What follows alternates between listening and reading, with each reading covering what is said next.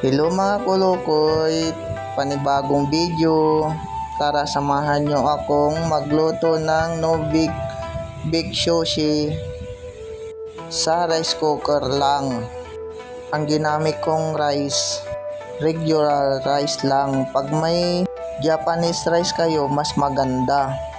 Hugasan lang natin. Ang nilagay kong tubig 1:1, tapos maglagay tayo ng kurikake. Pag wala kayong kurikake, pwede yung chicken cubes, powder chicken, pwede yun pag wala kayong kurikake. Pag nailagay na natin yung kurikake, salang na natin, antayin natin hanggang maluto. Habang nag-aantay tayong maluto yung rice, gawa tayo ng toppings. Lagyan natin ng mayonnaise at lagyan din natin ng Nestea cream. Tapos imikos-mikos natin. Ganyan lang, mikos insan. Tapos na mikos, luto na yung kanin natin. Tapos ilagay na yung namikos. Mag-add tayo ng kurikake dyan sa ibabaw. Parang damang-dama yung lasa. Pagkatapos natin na ilagay yung kurikake, inad natin. At naglagay tayo ng quick milk.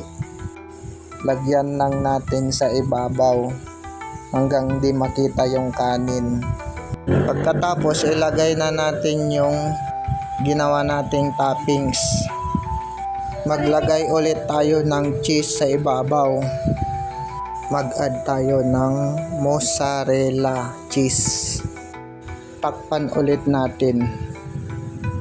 After ng 3 minutes, okay na yan. Ganyan na ang kinalabasan.